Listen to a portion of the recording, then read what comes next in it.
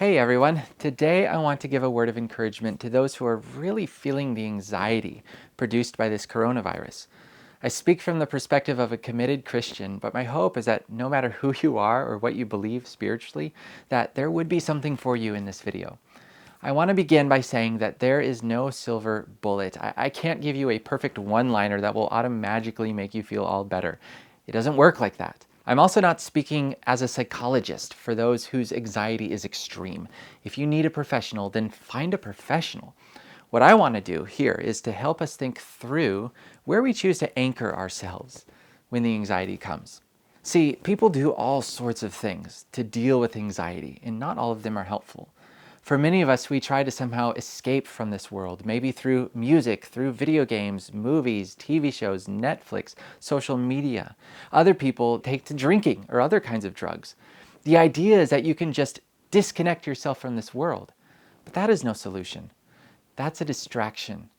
And frankly, it turns you into a kind of person that you probably don't want to be. Other people deal with coronavirus anxiety by researching this virus to death.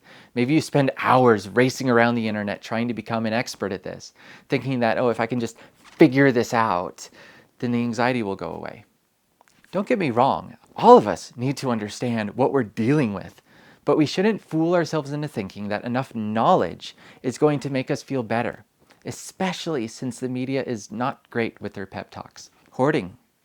We shame people for being selfish, but for most hoarders in this time, the problem is much deeper. People hoard because of anxiety, and maybe you're one of them. Maybe you think that if I can just collect enough things, it'll be okay.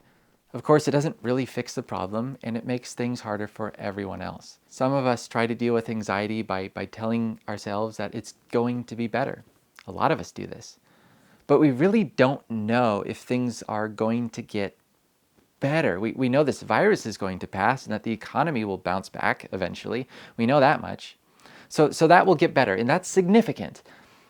But if you lose your job, you don't know if you're going to find a better place to work.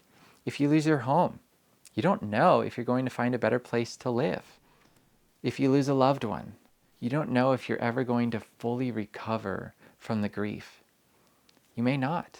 Who told you that your life will always get better? Some people, their lives peak in their 20s and then it's just downhill from there and then they die. We cannot anchor ourselves in this vague notion that our individual experience of life is going to get better and not worse. We don't know that. Best I can tell, if we are going to anchor ourselves in some kind of security, it has to be something that is true and good, even if everything in life goes sour.